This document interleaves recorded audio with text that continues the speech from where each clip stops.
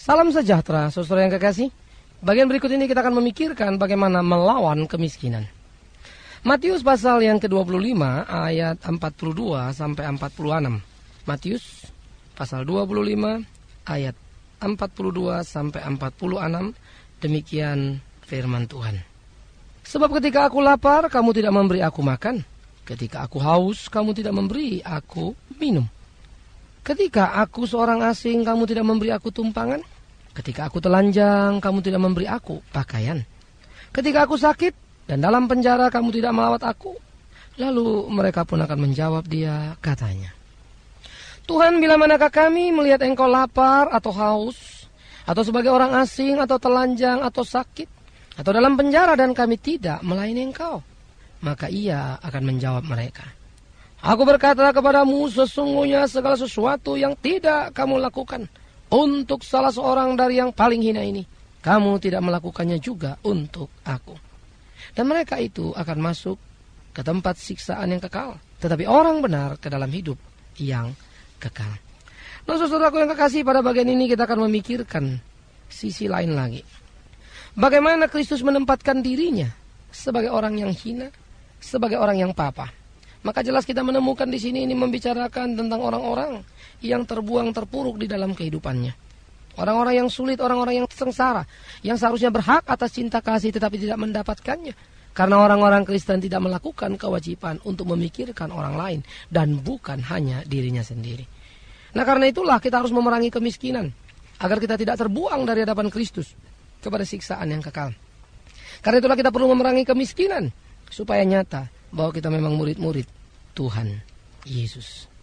Nah, saudara yang kekasih, mari kita coba menyelusuri ketika kemiskinan dibicarakan di dalam Alkitab, apa sebetulnya menurut catatan Alkitab yang menjadikan penyebab orang-orang itu miskin. Supaya kita jelas bagaimana untuk melawannya, maka penyebabnya harus dapat dulu. Maka penyebab yang dikatakan Alkitab sebetulnya tidak beda jauh. Kemudian bagaimana dunia juga merekod. Artinya Alkitab sudah punya catatan yang sangat akurat tentang hal-hal seperti ini. Pertama, penyebab kemiskinan dikatakan adalah kemalasan. Ada di dalam Amsal pasal 6, 9 sampai 11. Lalu kebodohan. Amsal 23 ayat 20 dan 21. Kedua bagian ini merupakan sebab akibat yang datang dari dalam diri sendiri. Seorang bisa miskin karena dia malas. Seorang bisa miskin karena dia bodoh. Hidup dalam permabukan begitu ya. Maka dia menjadi miskin karena kesalahan diri sendiri. Tetapi ada juga yang kedua, yaitu karena malapetaka. Kita bisa membaca Keluaran pasal 10 ayat 4 sampai 5. Nah, itu memang faktor alam yang tidak bisa dihindarkan. Katakanlah banjir kemarin datang. Artinya mereka-mereka yang hanya punya satu tempat itu dan serba satu, ketimpa air, hancur semuanya. Maka yang serba satu ludes. Tidak ada sisa. Mereka semakin miskin, bukan? Mereka semakin sulit, bukan? Nah, itu karena malapetaka alam. Jadi dari luar diri. Yang berikut bisa juga penyebab kemiskinan adalah karena pemerasan atau suap. Amos pasal 2 ayat 6 dan 7. Pemerasan dan suap yang dipraktekkan mengakibatkan kemiskinan kepada rakyat banyak. Ketika para pemimpin tidak lagi hidup jujur, mengakibatkan kemiskinan karena bagian yang seharusnya sampai ke bawah tidak lagi sampai. Sudah dipotong, disunat oleh mereka-mereka yang ahli sunat menyunat. Ini faktor orang lain, dan seringkali mereka yang disebut pemimpin menjadi penyebab kepada kesulitan, menjadi penyebab kepada kemiskinan. Oleh karena itu saudara, Alkitab mencatat penyebab-penyebab ini dari diri, dari alam, dari orang lain. Tetapi ada juga yang dikatakan karena penipuan, karena penyerobotan tanah mengakibatkan yang diserobot menjadi miskin, karena ketidakadilan, miskin tambah miskin, kaya tambah kaya, karena perbudakan, diambil haknya, karena tekanan pajak yang berlebihan mengakibatkan kemiskinan. Jadi cukup completely ya waktu Alkitab melihat semua itu. Alkitab sudah cukup jeli melihat sampai ke dasar-dasar daripada seluruh persoalan yang muncul yang mengakibatkan kemiskinan merajalela, yang muncul yang mengakibatkan kemiskinan tampak nyata, menjadi sesuatu yang menakutkan, sesuatu yang mengerikan di tengah-tengah kehidupan umat. Karena itu saudara yang kekasih, kita perlu untuk menyikapi dengan pas supaya kita tidak terjebak di dalam kehidupan ini, supaya kita tidak terperangkap dalam kehidupan itu sendiri, sehingga akhirnya kita menjadi salah kaprah, sehingga akhirnya kita terjebak bahkan menjadi penyebab kemiskinan. Jangankan melawan, malah dia justru penyebabnya, malah justru dia yang membuatnya. Sangat menyedihkan karena memang tidak sedikit orang Kristen pasti melanggar hal-hal yang seperti ini. Tidak sedikit orang-orang Kristen karena kebodohan dirinya sendiri, karena kemalasannya menjadi miskin. Dia merusak diri sendiri. Tidak sedikit orang Kristen menjadi penyebab karena dia melakukan pemerasan, suap, penipuan, menyerobot hak yang bukan haknya, mengambil keuntungan dengan cara yang kasar, menari di atas penderitaan orang lain, menimbulkan kemiskinan. Orang Kristen tidak bebas dari virus-virus seperti itu. Orang Kristen tidak sedikit bahkan yang terlibat di situ. Karena itu kita perlu berhati-hati. Kita dipanggil sebagai orang Kristen bukan untuk menimbulkan kemiskinan, tetapi untuk melawan dan memerangi kemiskinan. Bagaimana kita melawan kemiskinan? Maka pertama, marilah kita menolong setiap orang agar sadar akan tugas dan tanggung jawab pribadi mereka demi masa depannya. Khususnya kepada mereka-mereka yang malas tadi, yang bodoh tadi. Mereka memerlukan penyuluhan, mereka memerlukan pembinaan. Bukan cacian atau makian, karena nggak akan selesai. Mereka perlu didobrak, dibangunkan semangatnya. Karena seringkali sedikitnya informasi, salahnya warisan pendidikan yang mereka dapati, mengingat mereka terpuruk dalam kemalasan dan kebodohan yang tidak pernah selesai. Ini sangat menakutkan, ini sangat mengerikan. Di dalam pelayanan saya di Kalimantan, kita bisa menemukan hal seperti itu. Kebodohan yang mengakibatkan mereka tidak terlalu gairah. Diajak sekolah untuk apalah Pak, nanti bisa nyelam cari emas atau ngurusin karet, sawit dan lain sebagainya. Cukup kok. Mereka tidak sadar bahwa semua itu bisa berubah, sementara kemampuan mereka tetap sama. Teknologi sudah semakin canggih, mereka tidak bisa menggunakannya. Bukankah mereka akan tertinggal? Karena itu mereka perlu diingatkan, perlu dibangunkan, dan itu yang kami kerjakan lewat Yayasan Mika, misi kita bersama. Menjadikan mereka orang-orang terdidik yang mampu memahami arti hidup ini. Oleh karena itu, saudaraku yang kekasih, bagaimana menolong setiap orang agar sadar akan tugas dan tanggung jawab pribadinya demi masa depannya menjadi sesuatu yang penting untuk kita kerjakan di dalam kehidupan ini. Supaya kita bisa membereskan seluruh pergumulan dan persoalan itu dengan tepat dan dengan pas. Kita membangunkan setiap orang untuk bisa membantu dirinya sendiri. Yang kedua, kita harus mau dan rela berbagi rasa dan berbagi harta dengan mereka yang membutuhkannya. Saya kira setiap kali Tuhan memberi kita berkat, pasti ada yang Tuhan mau kerjakan. Berbagi rasa, berbagi harta tentu tidak langsung. Saudara, ada berapa? 4 orang, 3 miskin sama saya, udah bagi 4. Itu tentu tidak akan mendidik. Tetapi bagaimana berbagi rasa, berbagi harta untuk menciptakan kesempatan buat mereka maju. Memberi ikan dan bukan memberi kail seringkali memang tidak menolong. Karena itu kita pun bijak dan hati-hati. Jangan cuma cari gampangnya. Kita perlu mengajari dia. Memberi uang kan gampang, atau memberi ikan kan gampang, sekali beri selesai kita pulang. Memberi kail memang gak enak. Sudah kasih kail mesti diajari bagaimana cara memakai kail. Memang kalau kita mau melawan kemiskinan selalu perlu perhatian ekstra, perlu tenaga ekstra, dan kita tidak boleh pelit untuk memberikannya. Karena itu kita harus mampu berbagi rasa, berbagi harta dengan mereka yang membutuhkannya. Seberapa yang kita mampu bisa kita tangani, 1, 2, 5, 10, 5.000, 10.000, 100.000 atau 1 juta, welcome. Tetapi kalau semua orang Kristen punya kesadaran yang sama, 100 orang Kristen menangani 100 anak misalnya, maka 100 anak sudah tertolong. Maka 100 kemungkinan kejahatan sudah bisa dihindarkan, bahkan diatasi.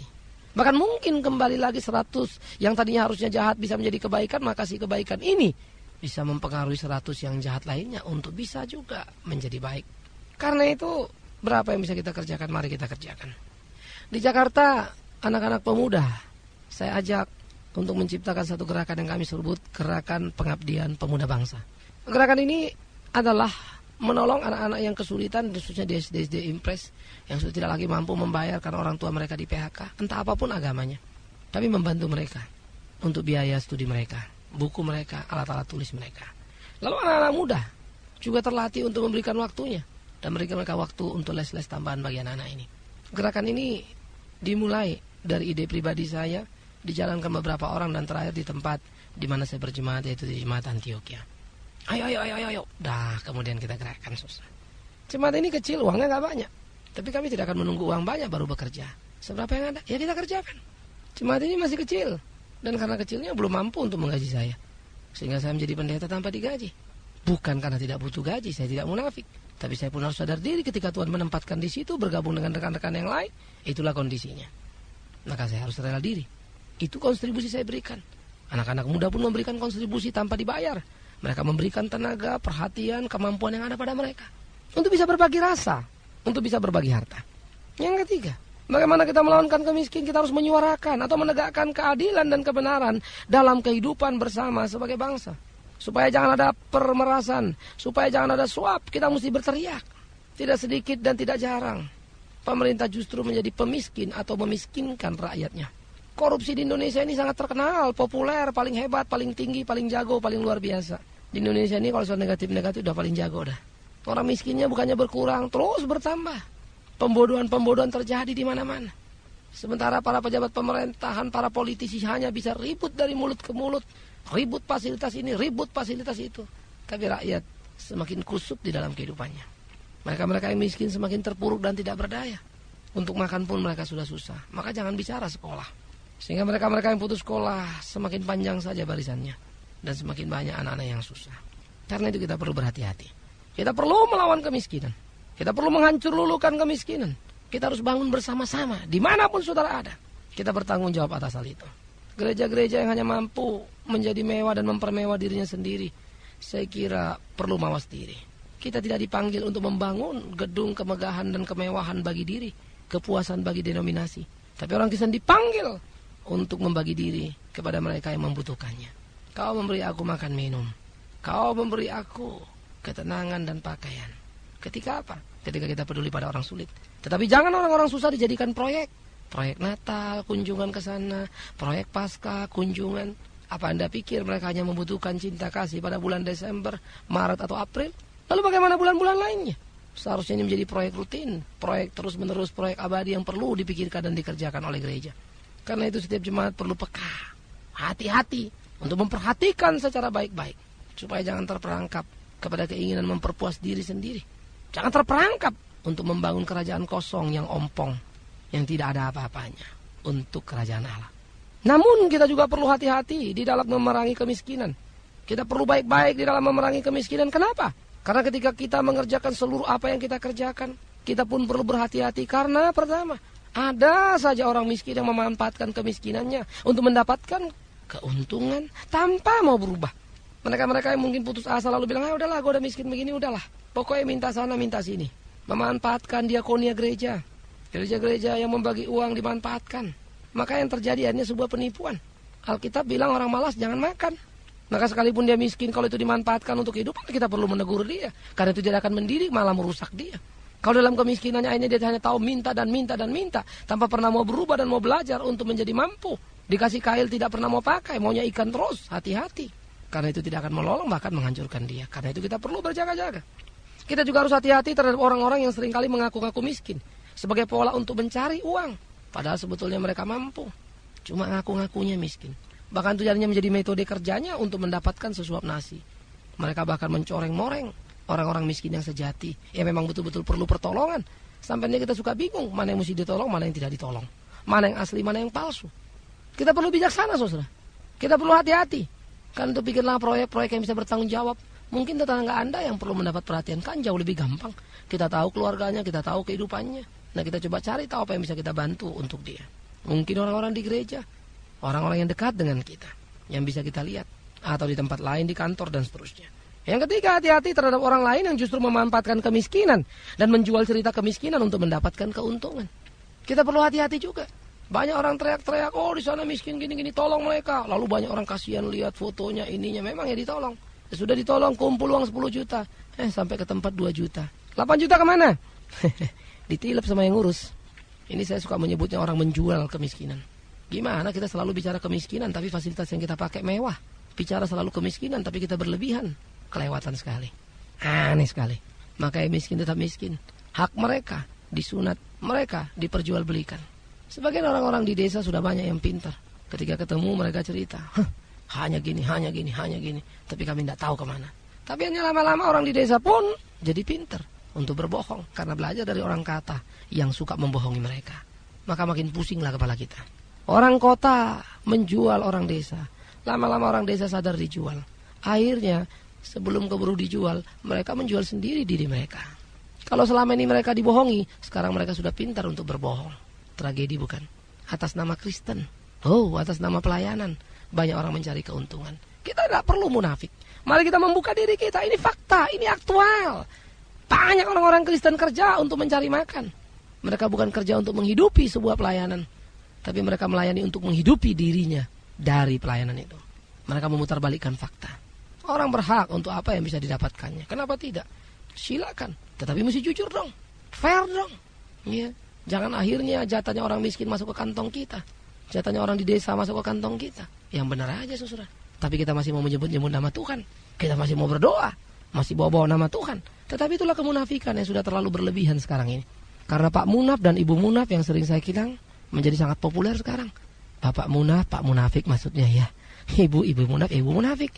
Nah, itu memang menjadi kenyataan saudaraku. Karena itu saya pikir jemaat harus bangun, sadar, jeli pada waktu mau mengerjakan sesuatu. Jangan hanya karena aku orang Kristen, kasihan lo main tolong. Padahal Anda sebetulnya ditipu. Anda pun harus bertanggung jawab karena Anda menyuburkan penipuan, karena Anda tidak mau seleksi. Kasih uang saja sudah beres. Anda perlu hati-hati dong. Cek baik-baik. Kalau orang sudah dikasih tolong, kasih ini, laporan tidak bisa dipertanggungjawabkan, tiap tanya tidak bisa jelas, hati-hati. Jangan mau. Apalagi kalau saudara sudah mendengar isu kiri kanan, cross check, jangan-jangan betul. Bisa saja sih isu kiri kanan itu rumor, fitnah, tapi bisa juga benar kan? Karena itu lebih bagus Anda mencek kemungkinan-kemungkinan yang terjadi. Saudara-saudara, terjun dan melihat langsung ke lapangan memang menjadi menyedihkan. Kami menemukan banyak persoalan seperti ini. Sehingga kadang-kadang di dalam kejujuran melayani, kalau ada orang tanya, Pak yayasan kadang-kadang begini, makan uang gini, saya nggak bisa salahkan dan saya malu. Memang betul sih kenyataannya seperti itu. Lalu saya mesti ngomong apa? Malu saudara. Tapi itulah kenyataannya. Sementara banyak orang tidak malu, justru menikmatinya. Tragedi. Karena itu orang-orang Kristen harus melawan kemiskinan dengan juga membongkar kebusukan. Harus melawan kemiskinan dengan membongkar ketidakjujuran. Supaya hak orang miskin sampai kepada orang miskin tidak ditilep oleh mereka yang mengatasnamakan kemiskinan. Perlu berhati-hati. Memperjuangkan kemiskinan tidak boleh mengambil keuntungan dari sana. Saya pikir idealnya ya, ini ideal. Anda bisa menghidupi diri dulu lah baru bicara kemiskinan. Kalau enggak, godaannya kan berat amat. Situ aja masih miskin mau ngomong soal kemiskinan. Lah akhirnya apa? Anda bicara orang lain tapi yang masuk ke kantong Anda sendiri kan jadi repot. Bukan berarti ya tidak boleh. Tolong, saya hanya mau bilang hati-hati. Jadi sikap kedewasaan, jati diri yang sejati itu perlu dalam batin kita, perlu dalam hidup kita. Sehingga kita bisa bersuara dengan suara kenabian yang murni. Dan dengan demikian kita boleh mengharumkan nama Tuhan, memuliakan nama Tuhan. Dan bangsa ini pun akhirnya bisa belajar kan, lihat orang Kristen lain loh, care sekali sama orang miskin. Kan gitu. Bukan nilep uang orang miskin. Orang Kristen itu lain loh, care sekali sama orang miskin. Mereka memperhatikan. Nah saudara, bagian-bagian seperti ini perlu kita pikirkan. Perlu kita suarakan. Saya akan membahas satu bagian yang khusus. Bagaimana sebetulnya detail-detail dari kemiskinan yang terjadi karena pemerintah yang akhirnya tanpa sadar atau dengan sadar memiskinkan rakyatnya. Atau bagaimana kemudian banyak orang-orang Kristen mengisap darah orang miskin. Bagian detail ini akan kita bicarakan kembali saudara, secara spesifik, secara utuh. Tetapi biarlah di sini saya mengingatkan masing-masing. Ketika kita mau melawan kemiskinan, jangan terjebak, khususnya anda-anda yang punya berkat ekstra. Jangan cari jalan gampang, cari orang nih kasih duit, tidak mau cek, tidak mau lihat kualitas orangnya seperti apa. Hati-hati, cuma belakangan terus ngomong, aduh, tuh orang kurang ajar, saya ketipu, begini-begini. Makanya hati-hati, berdoa baik-baik, minta pimpinan Tuhan, supaya memberi pada tempat yang benar untuk melawan kemiskinan. Ya, itu penting. Sehingga dengan demikian orang miskin boleh mendapat masa depan yang baik untuk diperjuangkan. Nah, Anda hati-hati, saya hati-hati. Semua kita bisa salah, tetapi semua kita juga bisa menjadi alat Allah. Karena itu, mari bersama untuk saling mendoakan, berjuang tanpa henti. Amin.